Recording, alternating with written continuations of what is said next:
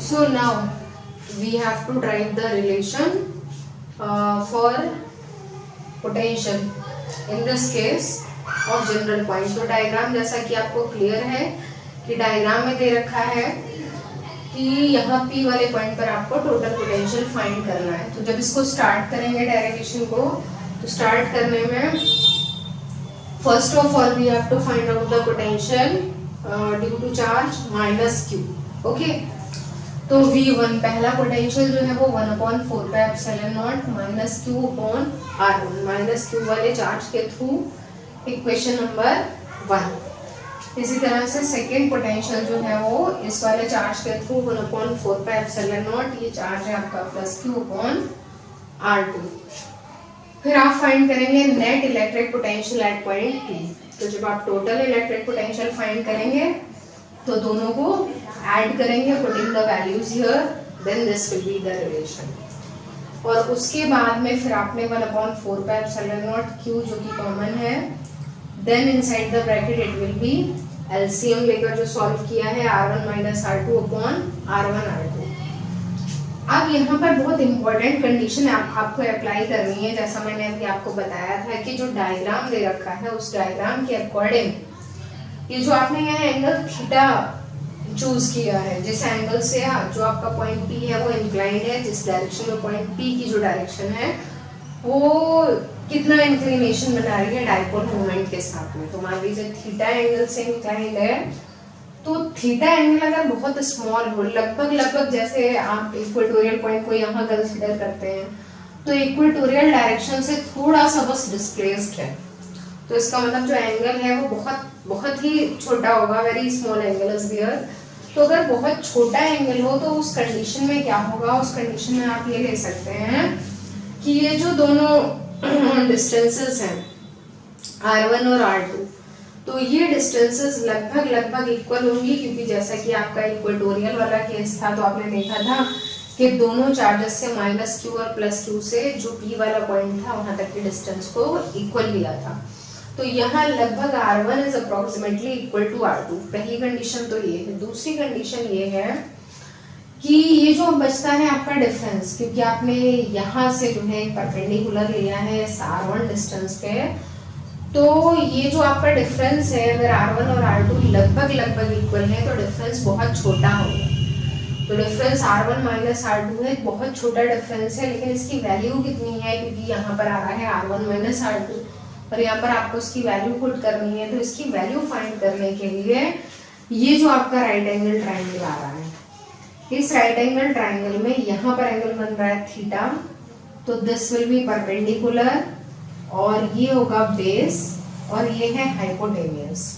Okay, तो अब आपने क्या किया, यहाँ फॉर्मूला पुट किया है कॉस थीटा का।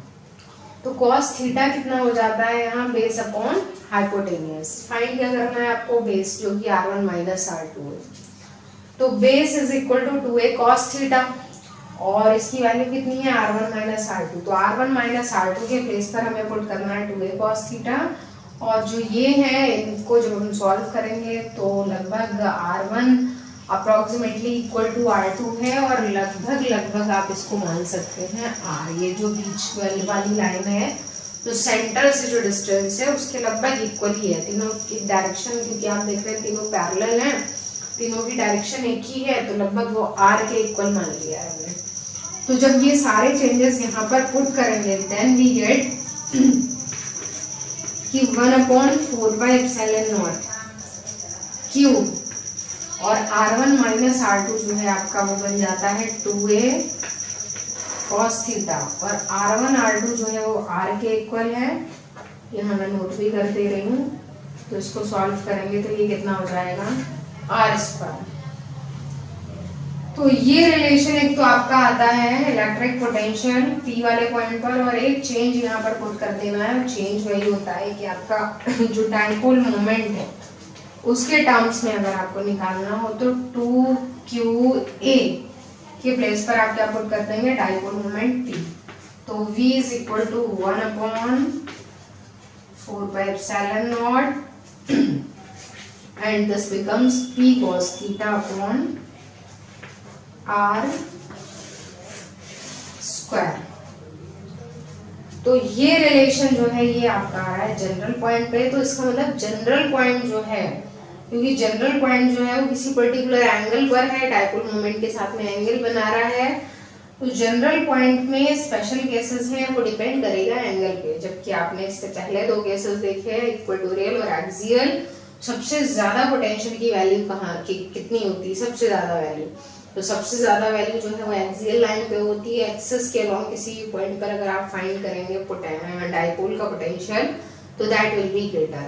सबसे कम वैल्यू कहाँ होती है, इक्वेटोरियल पॉइंट पे। और जो जनरल पॉइंट है वो बताता है आपको स्पेशल केसेस के किस कंडीशन में एंगल जैसे जैसे चेंज होगा वैसे वैसे इलेक्ट्रिक पोटेंशियल की वैल्यू भी चेंज होगी। तो अगर आप स्पेशल केसेस को चेक करें तो पहला केस यहाँ ले रखा है, अगर आपने ले रखा है if theta is equal to, सबसे पहले आपने लिया 0, तो 0 का मतलब ये वही प्रूफ करेगा कि ये जो एंगल है थीटा वो कहाँ शिफ्ट हो जाता है, यहाँ पर।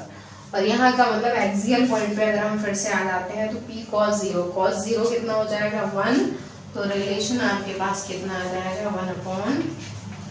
1/4πε0 t/r²। यानी कि फिर से हमें कौन सा रिलेशन मिल जाएगा, फिर से आपको रिलेशन मिल जाएगा एक्सियल पॉइंट वाला।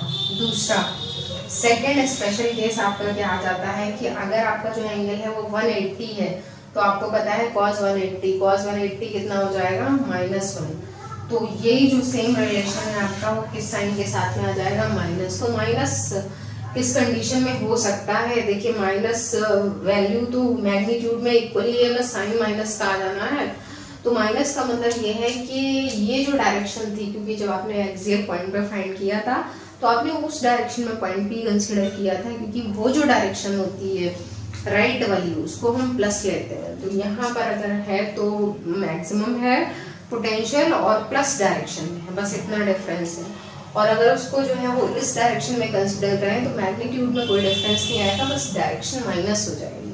ओके, तो वो भी इसलिए है कि माइनस वाले चार्ज से हम मेजर करना स्टार्ट करेंगे। आपको पता है डिस्टेंसेस कैसे लेते हैं, r माइनस से r प्लस है, बस इतना डिफरेंस आएगा। तो cos 180 लगा देने से same magnitude with minus sign आएगा। और तीसरा जो है आपका वो क्या हो जाता है cos 90। तो अगर तीसरा वाला आप स्पेशल केस लगाते हैं और उसमें लिख देंगे कि थीटा इज इक्वल टू 90। पहला था थीटा 0 और दूसरा एंगल था आपका, ये सारे स्पेशल केसेस आपको नोट करने होंगे। तो थीटा 90 जब आप लेंगे तो यहाँ इस रिलेशन में p cos 90 हो जाएगा और cos 90 कितना हो जाएगा यहाँ पर 0। तो आपका जो ये रिलेशन है वो कितना आ गया, v इज इक्वल टू 0। तो इसका मतलब ये किसका प्रूफ है, इक्वेटोरियल पॉइंट का। तो जैसा कि आप देख रहे हैं कि तीनों जो डेरिवेशंस थे आपके वो इस रिलेशन से प्रूव हो जाते हैं। तो एक्चुअली ये जो रिलेशन है यही मेन रिलेशन है। जो आपके इक्वेटोरियल और एक्सियल जो हैं वो सब केसेस हैं। मेन जो केस है आपका ये है, क्योंकि इसी में डिफरेंट एंगल्स पुट करके हम एक्सियल और इक्वेटोरियल को भी फाइंड कर सकते हैं, प्रूव कर सकते हैं।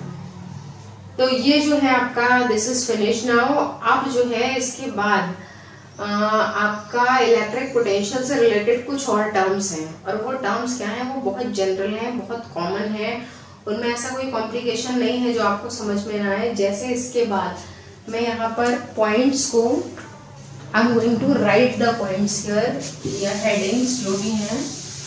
तो इसके बाद आपको याद होगा कि इलेक्ट्रिक पोटेंशियल था due to a system of charges.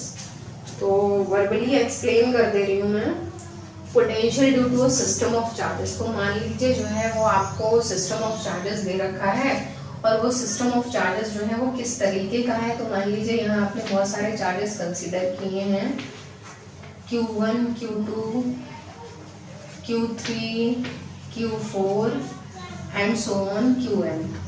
तो इस तरह से ये जो डिस्टेंसेस हैं ये भी दे रखी हैं इनकी, ठीक है।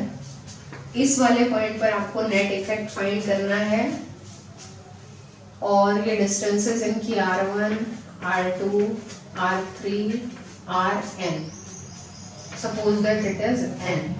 तो नेट इलेक्ट्रिक पोटेंशियल अगर यहाँ फाइंड करना है आपको, तो 1/4πε0 सभी में कॉमन आता है, और बाकी जो बचेगा that will be Q1 upon R1 plus Q2 upon R2 plus and so on